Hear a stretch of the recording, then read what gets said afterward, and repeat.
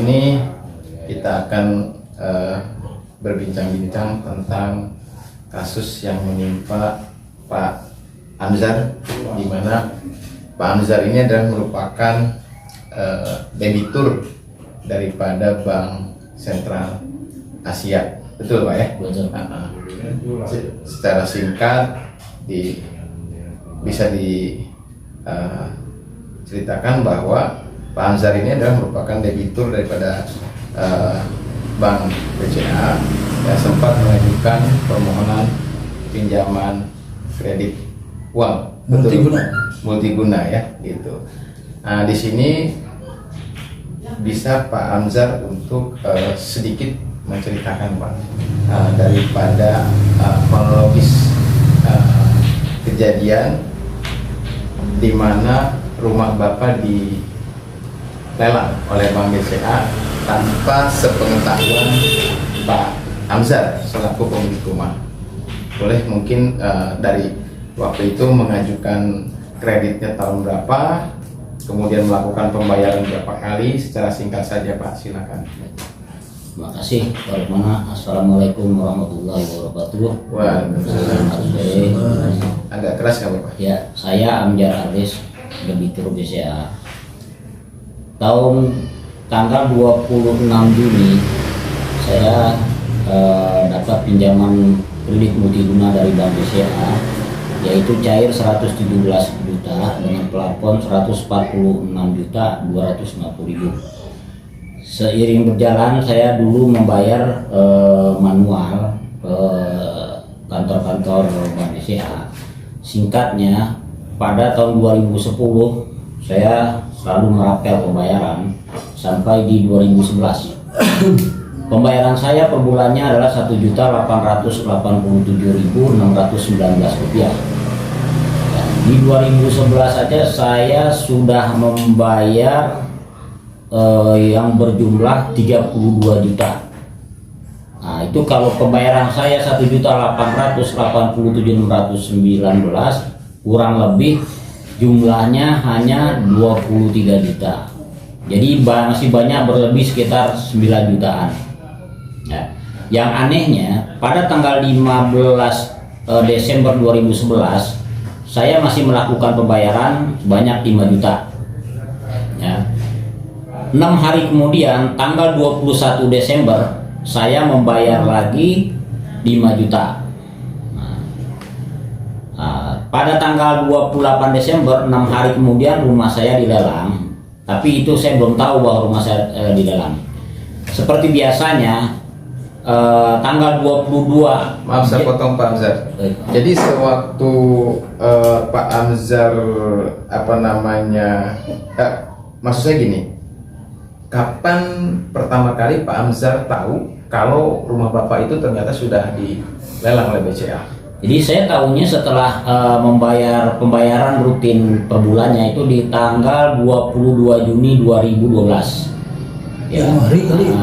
Januari Pak Juni? Kedua Januari. Sini Januari kan? Oh, iya. gitu. Tanggal 22 Januari 2012 saya bayar. Tahu-tahu sebelum bayar biasanya saya menelpon dulu ke karyawan Bank BCA. Kebetulan pada saat itu yang menerima telepon dari saya yaitu Ibu Nur. Ibu Nur bilang rumah saya sudah dilelang pada tanggal 28 Desember. Ibu Nur itu kedudukannya sebagai apa di BCA? Sebagai mungkin hanya sebagai customer service saja, atau memang dia memiliki kedudukan penting di BCA itu? Enggak, dia anak buahnya Ibu Moren Gusumendap di bagian UBKK, urusan bagian kredit konsumen. Di kantornya di cabang Pondok Indah. Begitu beliau mengatakan sudah dilelang, saya sangat terkejut sekali. Kenapa saya terkejutnya?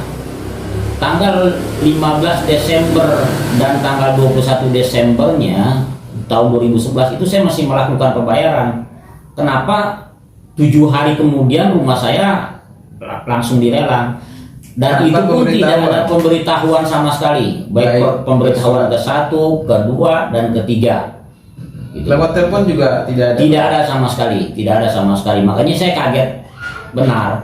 Yang hebatnya lagi, waktu saya datang ke Pondok Indah, itu saya bertemu oleh Bapak Taat Juko Jisusono sebagai deputi manajer dan Ibu Maureen Sumendap sebagai panitia lelang.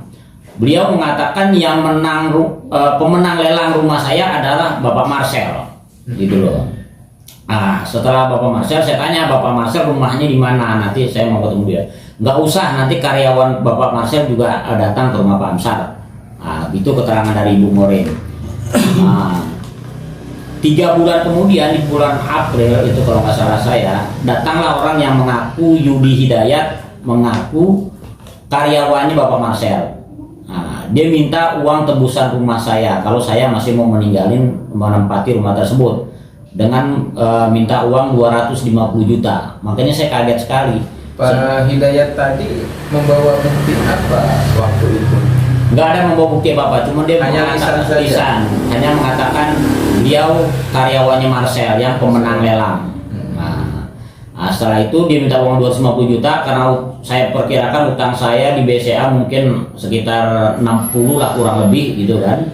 Itu sisa utang, pokok utang. Makanya saya bilang ini pemerasan, utang tinggal 60 juta pun saya bayar tiap bulan, ini diminta uang cash. Akhirnya nggak ada kesepakatan. Dengan tidak adanya kesepakatan, akhirnya di bulan April 2014 saya diusir dengan orang-orang yang berkulit hitam. Akhirnya karena saya berasa benar, saya masih melakukan pembayarnya, akhirnya bubar, nggak jadi. Di 2014 juga, di tanggal 15 September 2014, saya dapat penetapan dari Pengadilan Negeri Cibinong. Nah, alangkah kagetnya. Itu tiba-tiba saja Bapak mendapatkan penetapan pengadilan seperti itu? Iya, itu tiba-tiba aja, nggak ada Tidak saya ada dipanggil misalnya, atau ada surat keputusan inkrah, nggak ada. Jadi saya dipanggil pada saat itu tanggal 15 September. Saya harus datang lagi tanggal 22 Desember. Waktu saya datang tanggal 22 Desember, kebetulan Ibu Ketua Pengadilan Negeri Cibinong, Ibu Hajah Dwi Sulastri Dewi sedang ada acara di Bandung. Akhirnya kita janjian lagi ketemu tanggal 28 September. Nah, tanggal 28 September itu Ibu Hajah Dwi Sulastri Dewi sebagai Ketua Pengadilan Negeri Cibinong mengatakan Pak Amsar lebih baik keluar baik-baik daripada nanti kita pakai aparat barang jadi pada rusak. Nah, jadi saya bilang, Bu, bukannya saya tidak mau keluar dari rumah ini, salah saya apa? Saya masih melakukan pembayaran, saya tunjukkanlah buku rekening bank saya yang asli. Akhirnya Ibu Ketua Pengadilan Negeri Cibinong itu mengatakan, wah ini nggak benar Bang BCA, kok ngelelang orang masih melakukan pembayaran. Akhirnya saya disuruh melaporkan ke Polda Metro Jaya. Nah, tapi pada saat itu kemudian saya, Bapak membuat laporan di Polda Metro Jaya? enggak, akhirnya saya cuma bikin perbuatan melawan hukum di Pengadilan Jakarta Pusat. Wajib gugatan. Berarti Bapak Gugatan, melakukan Pak. gugatan. Iya. Nah, karena Gugatannya seperti apa itu bunyi gugatannya Pak? ya bunyi gugatannya karena lelang ini tidak sesuai dengan SOP, Pak. Begitu. Jadi menggugat tentang kutipan risalah lelangnya. Ya, kutipan risalah lelang dan lelang ini tidak ada sesuai dengan SOP. Nah, ya. Yang tadi seperti saya bilang tadi itu di penetapan itu Pada waktu itu yang digugat siapa saja itu Pak? Yang digugat itu oleh Bapak? Bank BC, Bank Sentral Asia, KPKNL Jakarta 1, sudah itu yang merasa pemenang lelang. Ya berarti dalam hal ini Marcel. Yang tertera Pak. Jadi kebetulan pada September yang saya dapat penetapan itu yang saya kagetnya. Kenapa di kutipan risalah lelang itu berubah namanya Helmani, sedangkan sebelumnya orang Bank BCA mengatakan yang menang si Marcel. Oh jadi ada kejanggalan di situ ya. Yang Ya. pertama pihak BCA mengatakan bahwa rumah Bapak sudah dilelang dan pemenangnya adalah Marcel. Kemudian begitu masuk ke ada Penetapan. perkara di pengadilan gitu, ada penetapan di pengadilan, pemenang lelangnya sudah berubah nama. Jadi bukan Marcel lagi, Bukan. tapi Helmani. Oke. Oke. Cuman yang anehnya lagi, rumah saya dalam satu hari ada 2 yang lelang. Satu Pengadilan Negeri Cibinong dengan pelantara KPKNL Jakarta, Bogor. Bogor. Karena memang sesuai objek rumah saya ada di Bogor. Ya. Yang kedua, KPKNL Jakarta perantaranya PT Balai Lelang Star. Nah, jadi ada dua rumah saya yang lelang pada pada hari Rabu tanggal 28 Desember 2011 itu. Dengan kejanggalan inilah makanya saya cari terus. Yang anehnya, saudara Yudi Hidayat ini ternyata Ibu Helmani ini adalah ibunya. Oh. Kenapa dia kagak bilang bahwa saya ini anaknya Helmani, pemenang lelang? Beliau mengatakan saya ini karyawannya Marcel. Inilah kejanggalan yang saya cari terus. Akhirnya pada di bulan Januari, saya lupa tanggalnya, ketemulah saya di situ di kutipan di selah lelang. Pemenang lelangnya Helmani beralamat di Villa Gading Baru, Blok A1, nomor 33, RT 9 RW 11, Kebalen, Kecamatan Babelan. Begitu saya cross check ke sana, ketemu saya sama pemilik rumah Pak Bambang Sujarwonoto, mengatakan beliau tidak mengenal sama sekali Helmani. Nah, ini kan aneh nih, alamat ada di situ tapi orangnya tidak ada. Iya. Nah, Pak Bambang ini beli rumah di situ sejak bulan April 2010. Nah, akhirnya diberi keterangan oleh Pak Bambang ini bahwa beliau tidak mengenal sama sekali Helmani. Akhirnya saya datang ke Pak RT, Bapak Sukono, beliau juga tidak mengenal Helmani. Ya, dibikinlah surat keterangan. Akhirnya diperkuat lagi oleh Kelurahan Kebalen, Kecamatan Babelan. Memang tidak ada mengenal Helmani. Nah, disinilah Jadi kejanggalan. nama Helmani itu bisa disimpulkan nama fiktif. Ya, Fiktif. Dan saya pun yakin bahwa nama Helmani ini tidak ada di bukti penyetoran peserta lelang.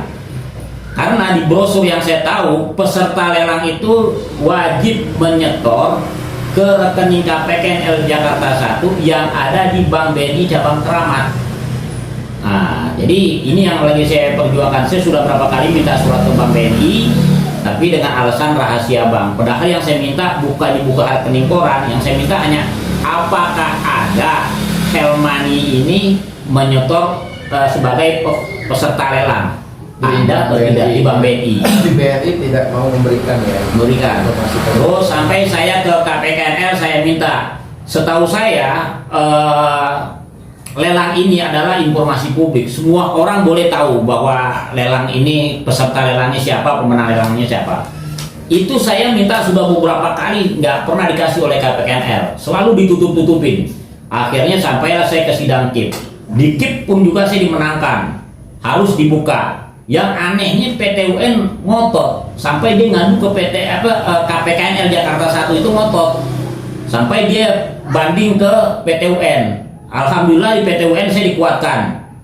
Nah, yang aneh lagi masih ngotot juga 6 bulan kemudian, karena tahu saya peraturan di pengadilan ini apabila 14 hari tidak ada sanggahan atau banding atau kasasi itu boleh dikatakan inkrah. Ini setelah 6 bulan KPKNL Jakarta 1 mengajukan kasasi.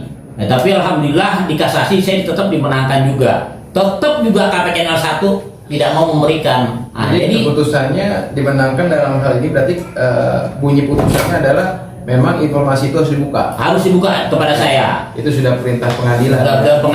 Sudah PTUN, ya. pengadilan KIP keterbukaan informasi publik pusat, PT UN dan Mahkamah Agung.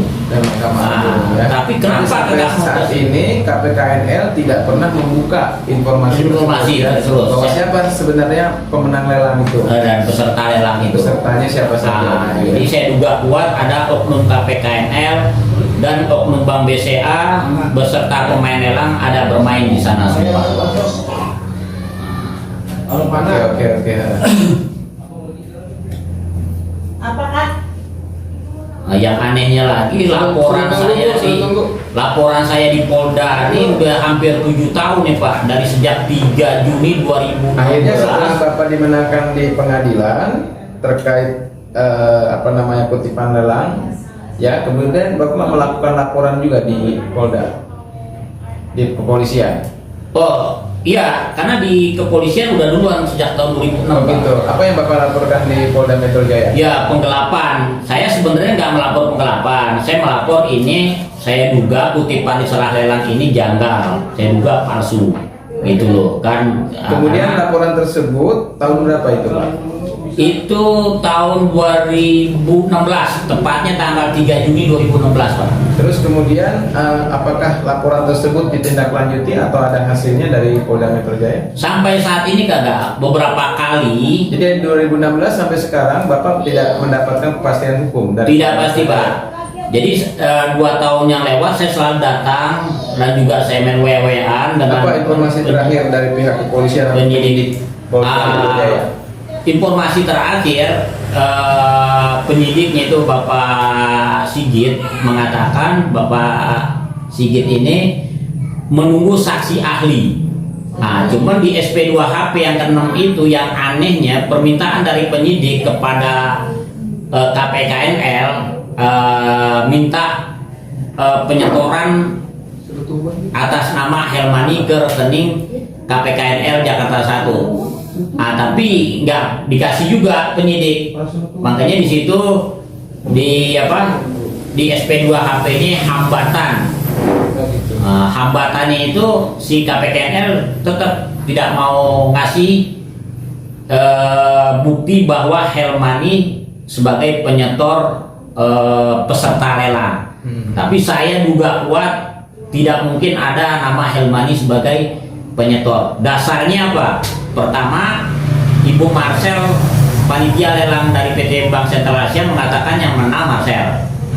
Nah, itu Ibu Morin Gresumendap sebagai panitia lelang dan Bapak Deputi Manajer Bapak Tat Uji Yutosono mengatakan yang menang si Marcel.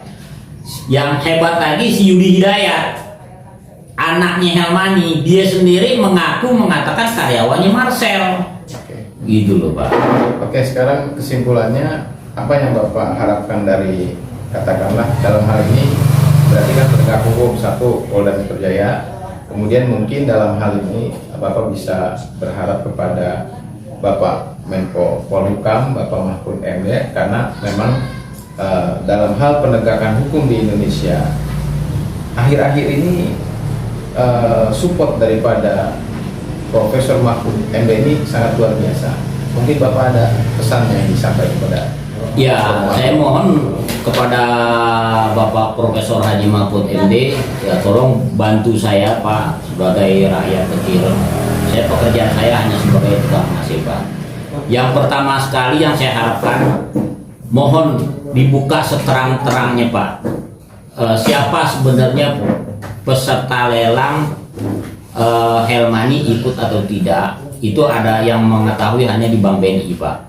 Kalau kita nanya ke Bank BCA atau ke KPKN Jakarta 1, saya pesimis, Pak, karena ini udah lingkarannya, Pak. Yang satu cuman saya harapkan itu dari Bank BNI cabang Kramat, gitu, Pak.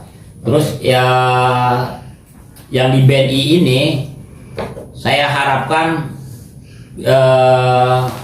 Pak Mahfud mungkin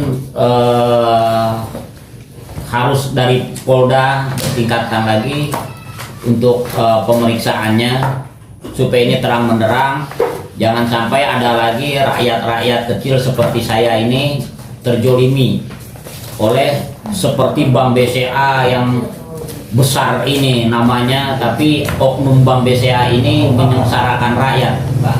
Saya mohon Pak Mahfud bisa memerintahkan ke Bapak Kapolri atau Kapolda laporan saya di Polda ini ditindaklanjuti, atau yang saya harapkan sekali kalau bisa ya ditindaklanjuti oleh Bareskrim Mabes Polri, Pak. Nah, itu harapan saya, Pak. Jadi jangan sampai ada lagi rakyat-rakyat kecil seperti saya ini yang jadi korban. Cukup terakhir di saya aja, Pak. Ini buat pelajaran juga bagi pemain-pemain lelang tanah nih, Pak, yang bekerja sama dengan KPKNL dan oknum Bank BCA yang bekerja sama dengan oknum KPKNL. yang ada di Jakarta satu atau di yang lain-lainnya lah. Nah, harapan saya itu Pak. Saya ingat kata Bapak Joko Widodo mengenai FS Pak. Buka seterang-terangnya, harus dibuka kalau memang masalah hukum ini ingin berjalan di negara Republik Indonesia ini Pak. Nah, itu harapan saya kepada Bapak Profesor Haji Mahfud MD. Oke, itu aja mungkin cukup. Cukup, sekian. Ya. Terima kasih Pak Amzar. Mudah-mudahan harapan Pak Amzar selaku anak bangsa ini mendapatkan perhatian daripada Bapak Menko Polhukam supaya mendapatkan yang namanya keadilan. Nah ini saya bergeser kepada Pak Zainal Abidin Sarjanahukum. Apa kabar Pak Zainal? Alhamdulillah baik. Nah ini ada peristiwa yang menarik dalam hal bisa dikatakan dalam tanda kutip adalah perampasan ya dengan paksa rumah seorang warga negara oleh lembaga pembiayaan dalam ini berarti ya. Bagaimana Pak Zainal memandang dari sudut konstruksi hukumnya? Tadi Pak Amzar sudah menceritakan. Yang pertama mungkin apakah bisa ya kan dalam hal ini Bank BCA melakukan lelang tapi diam-diam tanpa diketahui oleh si pemilik objek lelang tersebut. Pandangan dari sudut hukumnya seperti apa? Silakan Pak. Baik, terima kasih Bapak Lemana. Dalam masalah kasusnya Pak Amsar Arlis, kalau kita berbicara secara normatif sebenarnya tidak bisa normatifnya ya, tapi realitinya ternyata terjadi kan gitu. Di sini saya mencatat ada beberapa kejanggalan terhadap proses lelang itu sendiri. Karena apa? Terakhir Pak Amsar tanggal 21 Desember 2011 itu masih membayar cicilan. Kok tahu-tahu 28 Desember 2011 rumahnya dilelang. Pak Amsar tahu dilelang itu pada saat dia mau bayar cicilan yang berikut. Pada tanggal 22 Januari 2012 dia menghubungi karyawan BCA yang bernama Ibu Nur bahwa Pak Amzar mau membayar cicilan.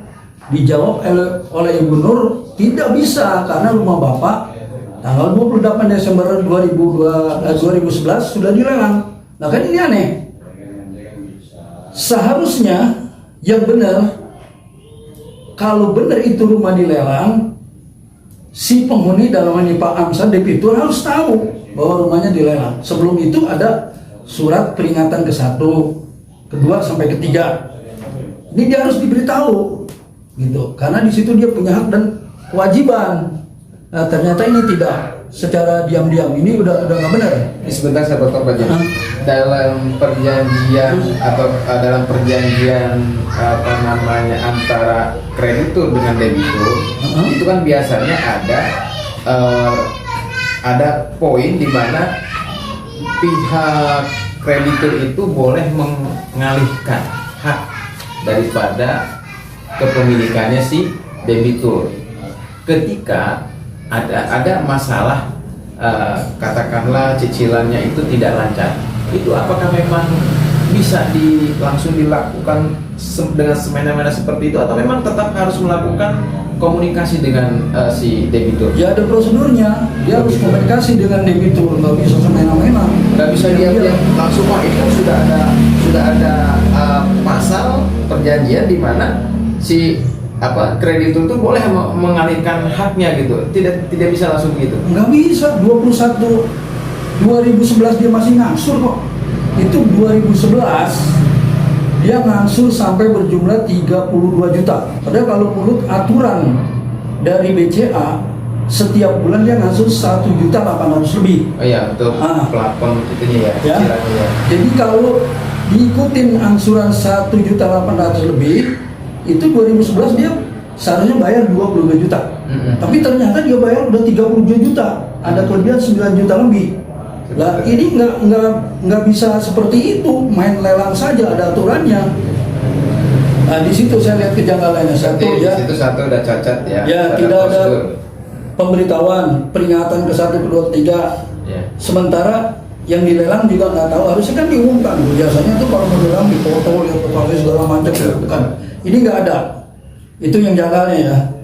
Kemudian kejanggalan lain lagi, nilai jual lelangnya 51 juta.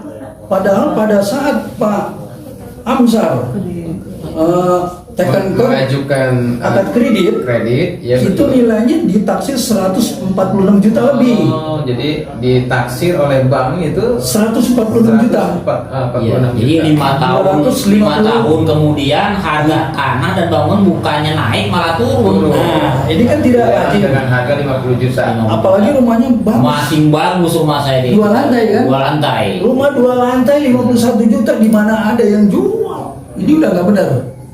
Itu dari harga nggak benar. Artinya tidak diappraisal. Terus dari kutipan dari salah lelang, itu pemenang lelangnya Helmani. Iya. Alamatnya jelas di Babelan, di perumahan Pila Gading. Bila dari baru. Ternyata setelah diselidiki, ditelusuri ke alamat itu, tidak dikenal alamat itu. Orang itu tidak dikenal, dia nggak pernah tinggal di situ. Nah, ini berarti nggak benar. Jadi antara kutipan dari salah lelang sama keterangan dari pejabat BCA ini berbeda. Kalau dikutip dari salah lelang, pemenangnya Helmani. Tapi kalau menurut pejabat BCA disebutnya Marcel. Padahal Marcel nggak ada di salah lelang. Itu si Yudi juga mengatakan anaknya Amani mengatakan dia karyawannya Marcel sebagai pemenang lelang. Nah, ini enak. Nah, ini satu lagi kejanggalannya ketika Pak Amzar ini mendapatkan putusan atau penetapan lelang daripada Pengadilan Negeri Cibinong. Itu apakah bisa sebuah objek lelang kemudian tiba-tiba diputuskan oleh pengadilan tanpa si pemilik objek lagi-lagi dia tidak tahu menau gitu, gimana itu? Ya justru inilah, disinilah jadi ketidakbenarannya nih. Jadi harusnya harus terbuka. Iya. Jadi si debitur yang akan dilelang rumahnya itu harus tahu. Jangan tahu-tahu udah dilelang baru tahu. Itu pun berapa hari kemudian sudah tahu. Sebulan kemudian baru tahu rumahnya dilelang. Jadi pengadilan pun tidak boleh melakukan potong kompas seperti itu. Ya sebenarnya harus ada pemberitahuan. Tetap harus ada Iya, pemberitahuan gitu ya. iya. Meskipun hanya sebuah penetapan, itu kan Iya. berarti penetapan saja berarti tidak melalui sebuah persidangan ya. Oh tidak, memang sepihak Memang sepihak dia ya.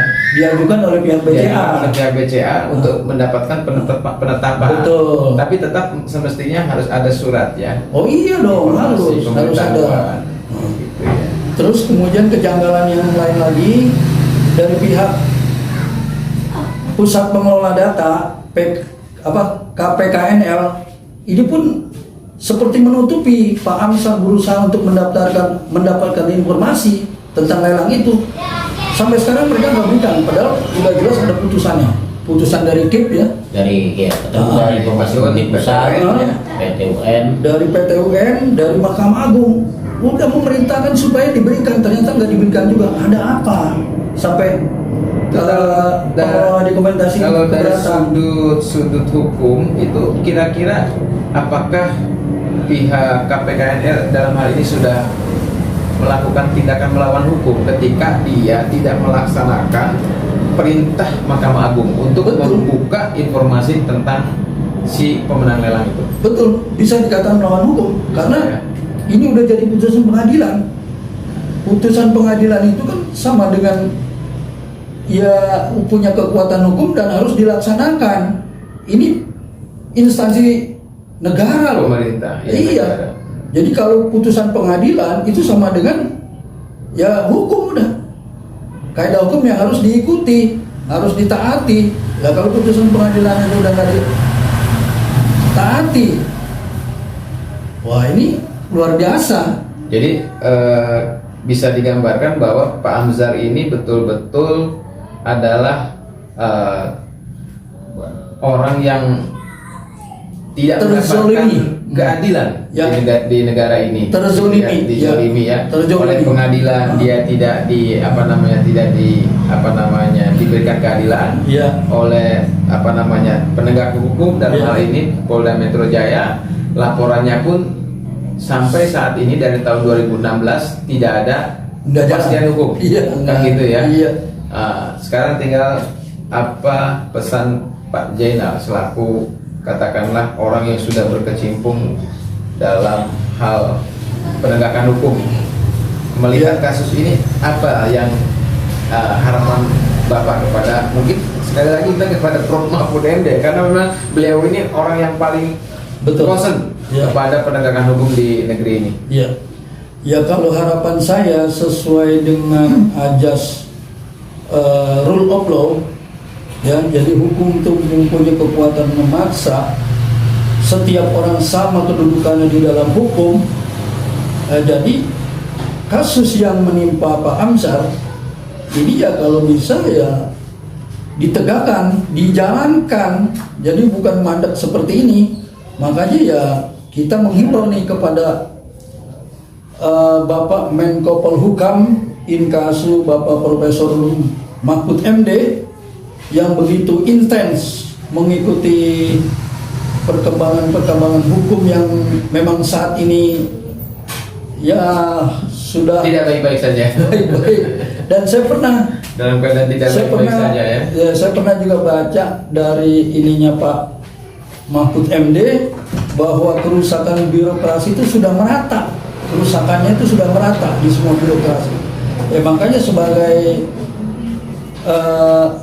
orang yang paling berwenang ya, saya berharap nih agar Pak Menko Polhukam ya dapat mengayomi, melindungi, menegakkan hukum bukan karena perorangan, ini demi hukum, untuk kepentingan hukum Jadi kita. konteksnya bukan karena Pak Amzar, Bukan. tapi demi penegakan hukum di Penegakan negara hukum kita ya. Iya, Oke. hukum harus ditegakkan. Ya kemudian beliau kan punya memang ada relevansinya lah. Betul, memang kewenangan Ya. beliau untuk memberikan mengkawal. Iya. Mengkawal. Ya jadi sebagai lawyer saya minta tolong dibantu nih. Karena ini udah Karena Pak Mahfud MD ini bisa dikatakan benteng terakhir nih. Iya. Benteng terakhir daripada keadilan Iya. di negeri ini. iya betul. Betul. Iya. Karena Pak Amzar sudah melakukan upaya hukum di pengadilan ya. Namun ketika Mahkamah Agung memutuskan untuk membuka informasi tentang lelang, ternyata KPKNR dalam hal ini sampai sekarang pun tidak melakukan, menyerahkan, iya. tidak mengindahkan perintah hukum. Nah ini berarti kan memang sudah ranahnya Bapak Profesor Mahfud MD. Iya. Gitu. Bahkan Iya. Pak Amzar juga kalau tidak salah pernah melakukan gugatan juga di Pengadilan Negeri Cibinong. Jakarta Pusat dan juga Jakarta dan juga Cibinong ya. Bahkan saya dengar di sini Pak Amzar dibuat seperti bola pingpong ya. Ketika Pak Amzar melakukan gugatan di Pengadilan Negeri Cibinong, ketika Pak Amzar melakukan gugatan di Pengadilan Negeri Jakarta Pusat, jawabannya adalah Harus di Cibinong. harus melakukan gugatan di Cibinong. Dan ketika Pak Amzar melakukan gugatan di Pengadilan Negeri Cibinong, Pengadilan Negeri Cibinong juga mengatakan harus melakukan gugatan atau gimana? Pengadilan Negeri Cibinong tidak berhak, Tidak berwenang. tidak berwenang. Tidak berwenang. Itu gugatannya apa? Seharusnya gugatannya Ya, diajukan memang ke Jakarta juga. Pusat kan gitu. Ya, jadi minta tahun 2015 saya Coba. Yang ini membuat yang menarik lagi nih. PM. Oh, ada gitu Iya, pengadilan. saya PMH Ini ke bagaimana Pengadilan Pak Jakarta Pusat. Mahfud MD ini. Jadi di Pengadilan Jakarta Pusat karena dari Bank BCA mengajukan kompetensi relatif sesuai perjanjian kredit saya, apabila ada sengketa atau ada masalah itu diselesaikan di Itu dalam perjanjiannya. di surat perjanjian kredit. Pilihan Nah, hukumnya, pilihan iya. hukumnya Cibinong. Oh, pilihan hukumnya adalah Cibinong. Di Cibinong. Padahal itu sudah dalam kontrak perjanjiannya ya. Perjanjian. Udah ada pilihan Nah, hukum. tapi saya setuju karena di Pengadilan Negeri Jakarta Pusat memberikan putusan sela itu setelah ada pembuktian. Iya. Tapi kalau di Pengadilan Negeri Cibinong belum ada pembuktian putusan sela Oh gitu. dengan mengatakan tidak berwenang diadakan di Pengadilan Negeri Cibinong. Akhirnya saya banding ke PT. Tapi tidak diarahkan direkomendasi ke pengadilan mana oleh Ada nggak? Enggak, cuma bilang tidak berwenang saja. berwenang. Oh, nggak nyebut yang berwenang. Belum, enggak. Dibilang tidak berwenang sesuai permintaan dari apa istilah bahasa hukumnya saya kagak tahu.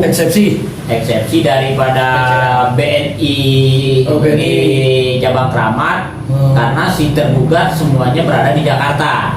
Gitu. Akhirnya saya ajukan ke PT. Yang anehnya surat yang di PT saya lampirkan dan saya jelaskan jadi kopi Bapak terlampir naik ke pengadilan PT. tinggi. Pengadilan tinggi itu kata-kata dan bukti putusan sela dari Pengadilan Negeri Jakarta Pusat dan surat perjanjian kredit saya dengan Bank BCA itu dihilangkan oleh Pengadilan Negeri Cibinong. Tidak dikirim ke PT. Jadi PT akhirnya memutuskan tidak ada hal yang baru. Padahal itu ada hal yang baru. Terus putusan PT-nya gimana bunyinya?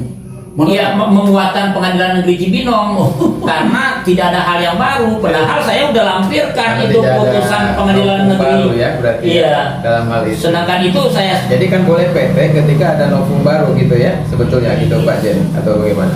Enggak, ini kan Pak Amsar mengajukan bukti mengenai pilihan hukum sesuai akad kredit. Sesuai akad kredit, betul. Ternyata di PT nggak ada akad kreditnya itu, Iya. pilihan hukumnya.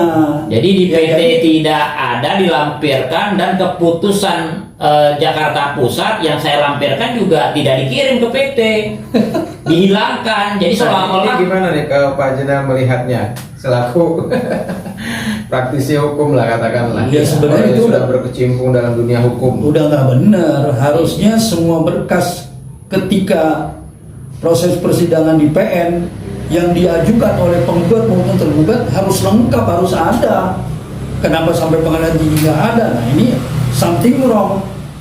Ini yang harus dipertanyakan. makanya Kok sekarang- bisa nggak ada. Tapi kalau kesalahannya di mana ini? Tadi misalkan gitu, kan sudah tercantum di dalam kontrak perjanjian ketika ada perselisihan, itu diselesaikan di Pengadilan Negeri Cibinong. Cibinong. Seharusnya kan bisa digelar di situ Iya. perkaranya. Tapi jawabannya tidak berwenang. Itu apakah benar jawaban Justru pengadilan seperti itu? kalau Karena menurut dihilangkan kita dulu, ini. Enggak, kan yang di PN dulu. Kalau yang dihilangkan kan yang di PT. Iya benar. Nah, ini yang di PN kan berarti kan tidak dihilangkan. Enggak. Sudah sesuai prosedur, sesuai dengan perjanjian kontraknya tadi. Kalau saya menyimak penjelasan dari Pak Amsar, kenapa PN Cibinong menyatakan tidak berwenang? Karena putusan sela itu dijatuhkan tanpa melihat bukti-bukti. Nah, iya. Benar kan, benar kan? Iya. Belum ada bukti-bukti. Hanya berdasarkan eksepsi salah satu tergugat, itu langsung dikabul, harus kan dibuktiin. Oh, gitu. Pak Amsar, kenapa kamu mengajukan gugatan ke Cibinong? Pasti Iya. ada alasannya. Iya, udah ada Pilihan alasannya. hukumnya di sini. Oh, iya. Nah, itu nggak didengar lagi. Begitu Oh, kan? benar, benar. Nah, itu. Tapi kalau udah ada pembuktian, kan nanti saya lampirin kan Tapi yang dari kalau Jakarta untuk Pusat. Pengadilan Jakarta Pusat dalam hal ini berarti benar. Benar. Udah benar. Karena Udah memang lokus deliktinya Benar. tidak Iya. di Jakarta. Karena betul. dia udah melihat bukti dari Bank BCA, eksepsi Akad kreditnya ini ya, itu. ya akad kreditnya. Kalau ada sengketa antara kreditur dan debitur harus diselesaikan di Cibinong. Nah, itu pilihan hukum namanya. Pilihan hukum. Yang ada masalah dalam hal ini berarti Pengadilan Negeri Cibinong. ya. Ini Bisa karena dikatakan tanya seperti saya. itu. Iya. Karena memang Iya. tadi ya mengabaikan bukti-bukti Iya. yang dihadirkan di pengadilan. Baik, seperti itu mungkin. Terima kasih Pak Iya. Amjar. Pak Jenderal, ada yang mau disampaikan lagi? Ya, saya kira cukup. Harapan saya ya biar kasusnya Pak Amsar ini tidak terulang kembali, karena andai kata kalau ini tetap berlanjut bisa menjadi presiden buruk buat BCA. Lama-lama orang nggak percaya lagi sama bank. Gitu ya. Takut kalau begini caranya. Iya. Ya, orang udah bayar angsuran kalau rumah orang dilelang. Ya ini mungkin Udah gitu juga, lelangnya nggak ada pemberitahuan lagi. ya ini juga mungkin atensi kepada Bapak Kapolda Metro Jaya dalam hal ini Bapak apa Fadil Imran. namanya? Iya, bahwa ternyata kejahatan atau premanisme itu tidak hanya berbentuk kekerasan fisik saja, namun ternyata ada juga kejahatan atau penjahat kerah putih nih. Ini Yang lebih berbahaya. Iya, lebih berbahaya. Berbahaya. Di mana seseorang atau perusahaan bisa mengambil paksa atau mengambil diam-diam kepemilikan orang lain. Ini namanya kejahatan kerah putih. Mungkin ini adalah atensi untuk Bapak Kapolda Metro Jaya ya, di mana ada investasi bodong ya, penipuan secara online, kemudian ini juga kejadian tadi itu ya, sebuah bank melelang diam-diam objek atau rumah milik daripada debiturnya. Dan harga lelangnya di bawah harga bener, jatuh Iya. bener. Itu Taksi bangun 140 bukannya rumah juta. kosong, rumah sedang ditempati. Rumah bagus. Masih bagus, rumah bagus. Terima kasih, Dua lantai. mudah-mudahan. Dua Mudah-mudahan, lantai. apa namanya, perbincangan kita pada sore hari ini didengar oleh Bapak. Itu 150 juta aja kalau saya lihat fotonya itu berebut orang itu. 51 juta. Sekarang udah mau dijual 750 juta.